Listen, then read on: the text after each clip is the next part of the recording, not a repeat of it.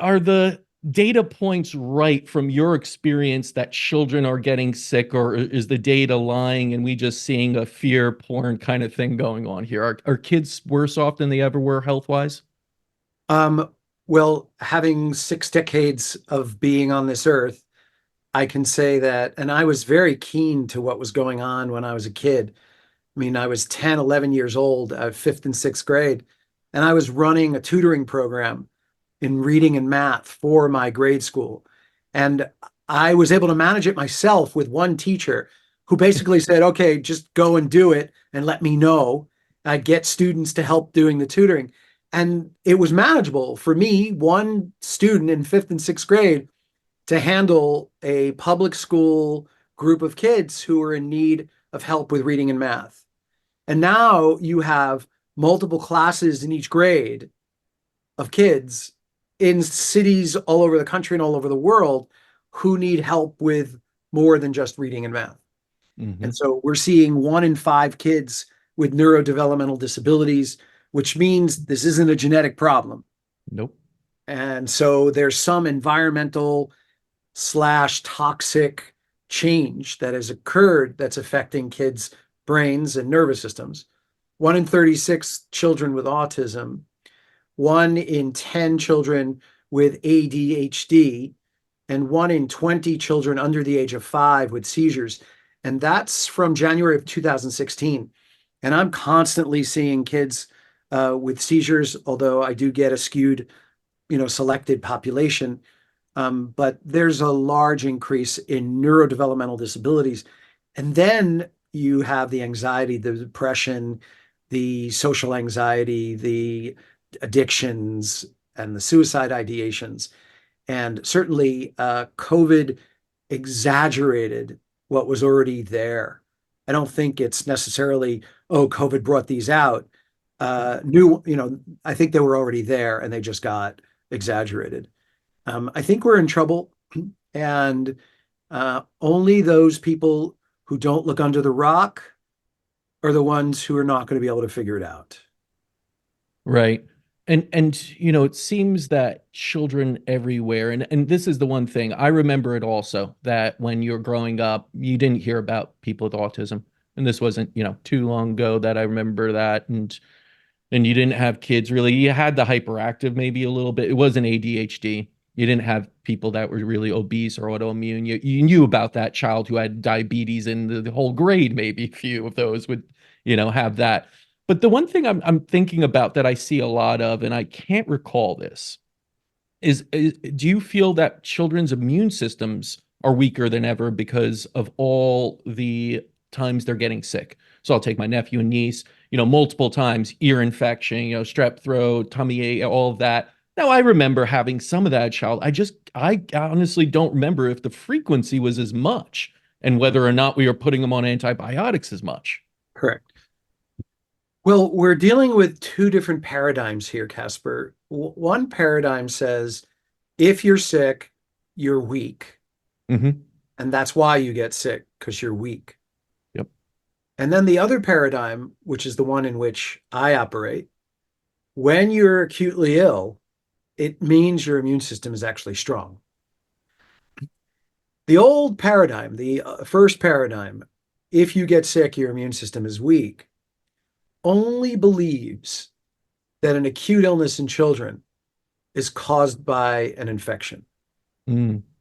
And so they therefore will use constant over the counter medicines, antibiotics, and pharmaceuticals to make the symptoms go away. But in the new paradigm, the one that understands that when children get acutely ill, they're not getting sick because they're weak, they're getting sick because they're strong. We understand that the reason for the illness is because the normal ways in which a body gets rid of toxins, wastes, impurities, and inflammation are no longer able to keep the kid in the same state of health. Mm. And so an accumulation, an increased sensitivity, all are going to push the child past his or her threshold by which the child can hold the accumulation of waste, toxins, impurities, and inflammation. And when it reaches that point, which is different in every kid, the kid has to get sick to complete the process. And, you'll always hear someone say, as soon as I say that, well, what about multiple kids getting sick at the same time? And so this leaves out the possibility that people getting sick at the same time is not related to contagiousness of a germ, but due to something else that's happening all the time, but then expresses itself when a lot of people get sick. And that Mm. is a synchronization of frequencies and a Hmm. synchronization of energy systems in a certain area. And that is difficult for most people to accept. They'll accept the fact that when you walk into a room, you know automatically which people you're not going to get to talk to, and you know which people you're going to talk to. They won't step back and say, well, what does that? Well, it's your nervous system, it's your energy field that already attunes to the people yes and the people no. And then when you're sitting in a room and somebody yawns, and all of a sudden you yawn, even though you're not tired, you're not going to step back and say, why did that happen? I caught your yawn, but yet nothing in your body came and deposited itself in me to cause me to yawn. But yeah, well, nothing came in your body, but there was a synchronization of rhythms and energy sequence that synchronized, that caused you to express a set of symptoms in the same way that someone else did. And so when you have children or adults who get sick at the same time, there's never the contemplation that frequency, synchronization, energy systems are what created the expression of similar symptoms. It's that non-smelling, non-tasting, non-hearing, non-feeling entity that exists all the time, but is ignored all the time. And so, yeah, contagiousness can be from a synchronization of energy frequencies, but the same illness appearing in different kids can also be because all those kids were exposed to the same toxins in the environment, Mm. or the same emotional stressors, or the same silly foods, or the same pollutants, or the same wireless technology, or the same test taking. So they were responding appropriately together because they were together exposed, and therefore their bodies were strong enough to say, get this out. Yeah. And I've been practicing this way for over 20 years, and I see it work pretty much all the time. So I don't have to give the kids over the counter medicines and pharmaceutical medicines and antibiotics. And so what happens if you continue to treat them with over the counter medicines and antibiotics and pharmaceuticals?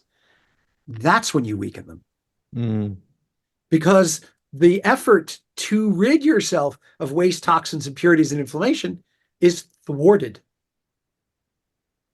And so what happens to those accumulations if they're not allowed to get out of the body because your body is expressing a really strong effort to clean you out? Well, they recirculate. Hmm. And now that they recirculate, you're weakening your body. And then you did nothing to realize that choices that you were making in your diet, your lifestyle, your sleep, your air, your 5G, your technology, your relationships, your consumption, that wasn't changed. So you continue to bring the waste, toxins, impurities, and inflammation in, and now you bring it into a weaker system that is very quickly, several weeks later, a month later, going to get sick again. Yeah. And so if you're going to go back to the same system, that suppressed you with over-the-counter medicines, antibiotics, and pharmaceuticals, then you're going to get the same treatment. And so here's the definition of insanity. You're doing the same thing over and over again, thinking you're going to get a different result, but yet you keep getting sick, you keep getting medicine, and then you keep getting sick. And isn't it enough to say, oh, wait a second, I got to get off this roller coaster. I got to get off this gerbil wheel. Maybe this is not the right way to do things. And that's very hard for people to adjust to, because they think in the majority or dominant paradigm, if you get sick, you caught an infection, period. Mhm. If you get sick, you're weak, period. And yeah, of course, there are situations where you are weak. Yes. But the majority get sick because their bodies are strong. And the suppression of those symptoms is a mistake. It sounds like for most parents listening that you need to shift that mentality of children being like petri dishes and more understanding they are sponges within an environment, correct? And they are going to take in all of these different factors and react to the environment as a whole, Correct. including what other energies are out there, the attitudes of parent, all these things, the stressors, everything at once.